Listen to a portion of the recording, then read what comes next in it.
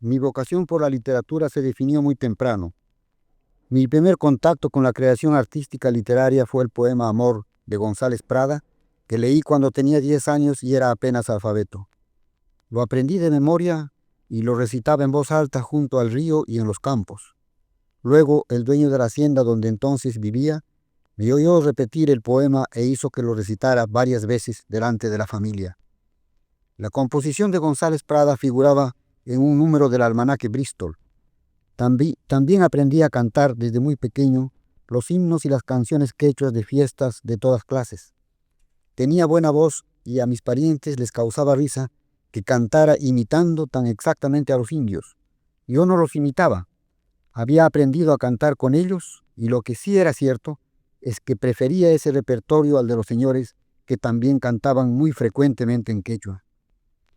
Por circunstancias muy singulares, mi niñez transcurrió en 2 pueblos andinos en los que la imagen predominante, en los que la lengua predominante era el quechua. Por las mismas circunstancias, mi infancia estuvo protegida por indios monolingües quechuas. Quedé huérfano de madre a los 3 años de edad. Encontré en los indios una compensación suficiente a mi orfandad. Fueron para mí ellos el hogar. Los señores poderosos y frecuentemente muy crueles representaron en cambio lo no íntimo, aunque tenía con ellos muchos vínculos de otra índole. Yo entendía el mundo y la vida como lo entendían los indios. Este modo de comprender las cosas y de juzgarlas era no solo extraño en muchos aspectos, sino contrario al modo como lo entendían los señores. Ciertas cosas que ellos consideraban despreciables y feas, trajes, algunas comidas, algunas danzas y cantos, muchas creencias, eran para mí lo más amado o apetecido y bello. Los ríos, los árboles, los abismos, muchos insectos, determinadas piedras y cuevas tenían un significado y vida especiales. La dicha o el mal podían provenir de ellos. No pocos caballeros participaban de estas creencias, aunque solían negarlas en público. Cuando ingresé a la Universidad de San Marcos de Lima en 1931, encendido mi espíritu por la influencia de la revista Amauta y la promesa de un mundo mejor para todos los hombres, revisé la literatura que se había escrito sobre el Perú andino. Lo encontré inauténtico, pero ello me sirvió de guía. Ahora admiro y respeto a sus autores.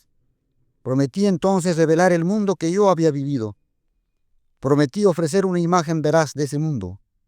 De ese modo podría acaso convencer cómo el campesino quechua constituía una promesa para el país y hasta qué grado continuaba siendo atroz e insensato el menosprecio social y el cerco en que continuaba encerrado.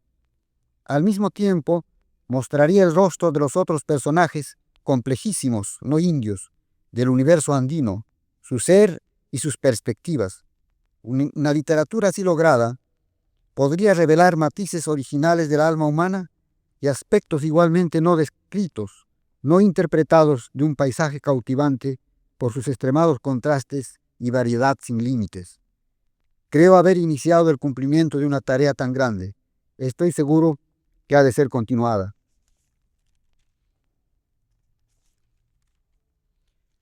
Cuando durante la niñez y la adolescencia recorrí vastamente el país, recuerdo que el Perú estaba más dividido en su entraña y frenado. Anduve a caballo con mi padre por muchas provincias. Atravesé el país de este a oeste. Hice a caballo el camino del Cusco hasta Ica. Viví en un gran feudo, 2 haciendas establecidas en las faldas de las montañas que orillan el río Apurímac. Una era de caña de azúcar, la otra de pan y llevar. Pertenecían a un solo dueño. Creo que entre ambas tenían unos 500 siervos indios. Estos siervos podían ser azotados y aún muertos por el hacendado. Vi cómo mandó flagelar a un indio, haciéndolo colgar de un árbol de pisonay. Había escondido debajo de su poncho unos cuantos plátanos. La hacienda producía muchos plátanos que el dueño mandaba cosechar y meter a un depósito donde se podrían. El mercado más próximo era Bancay, y allí los plátanos costaban menos que lo que valía llevarlos desde la hacienda a esa ciudad. Después del castigo, acompañé al indio azotado durante todo el camino que escalaba la montaña. No me dirigió la palabra, ni volvió la cara hacia mí, pero me abrazó en el arbra de la cumbre. Su rostro estaba conmovido por una especie de serena gratitud hacia mí y de cierta gran indiferencia. Me pareció majestuoso cuando empezó a bajar el cerro hacia el otro lado. Yo descendí la montaña a toda carrera, casi triunfalmente. El ciervo flagelado parecía ser mucho más grande y fuerte que sus verdugos. Yo tenía entonces 15 años. La hacienda aquella está en la zona donde el río ha sido encajonado entre montañas nevadas, inmensas, cuyas faldas son temibles precipicios. Ocupan una especie de andén natural entre abismos. En esos mismos años, fui testigo de cómo un terrateniente del pueblo en que vivía dejaba morirse de hambre y de sed al ganado que había encontrado de daño en los potreros que le pertenecían. Pedía por el rescate de los animales sumas exageradas y caprichosas. Las víctimas se negaban a pagar, por indignación o impotencia, y las vacas morían lentamente en el corral.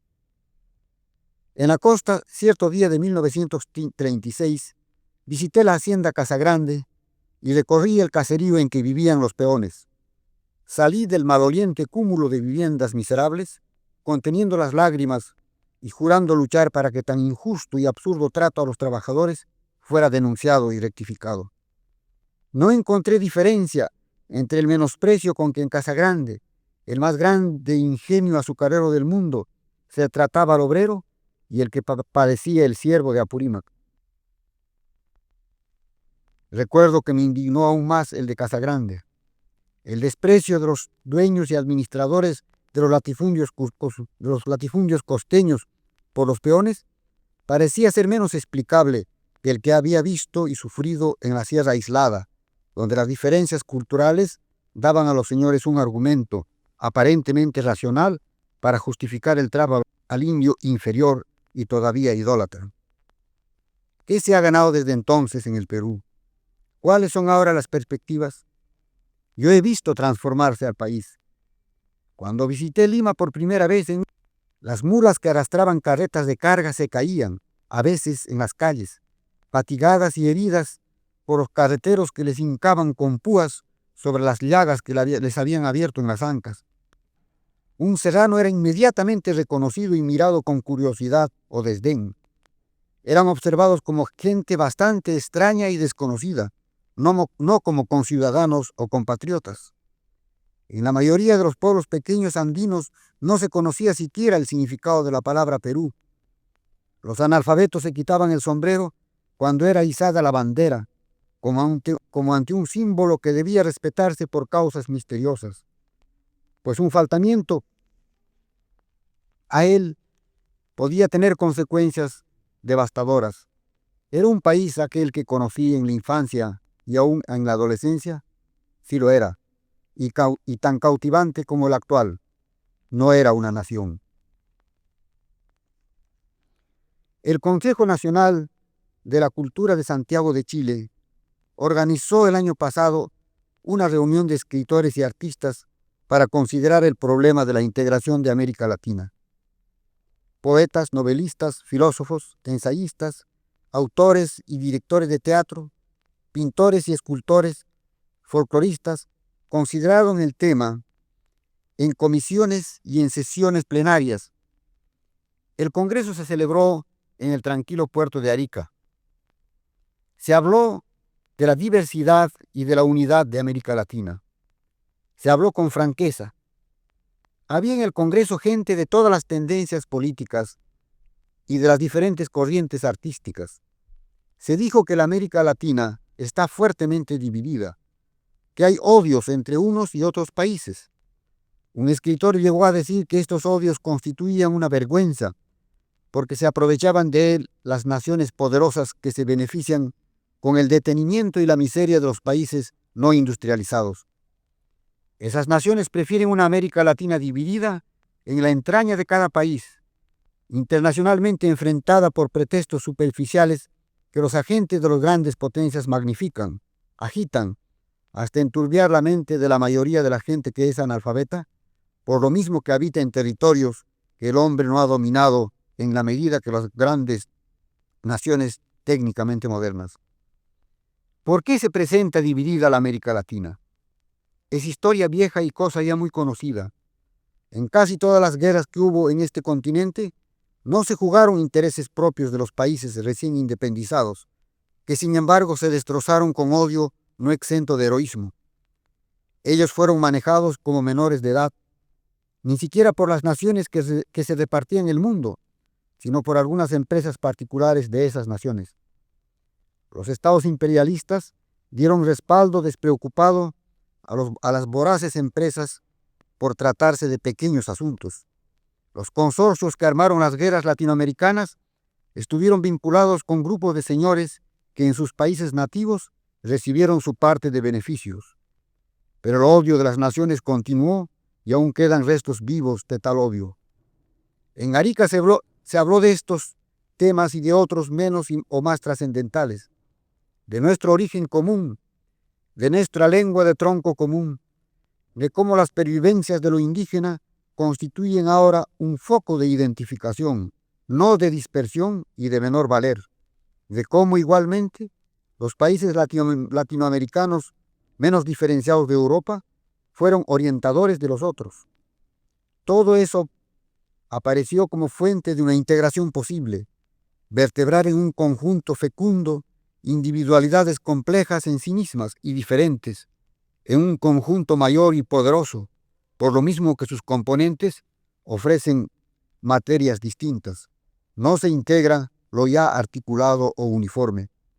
Pero no fueron las razones culturales, geográficas e históricas las que aparecieron como las que aparecieron como los agentes principales que impulsarían la posible integración. Ella se hará por causas que afectan cada vez más directamente la independencia política y económica de los países latinoamericanos. Es posible que no hayan guerras nunca más, pero seguirán existiendo, no sabemos hasta cuándo, unas naciones o conjuntos de naciones más fuertes que otras, y ellas tratarán de imponer tipos de ocupación y tipos de vida a las naciones o conjuntos de naciones más débiles. América Latina integrada puede constituirse un conjunto que no se deje avasallar, que pueda alcanzar su libertad y mantenerla, pues ahora no es independiente y está absurda y peligrosamente dividida.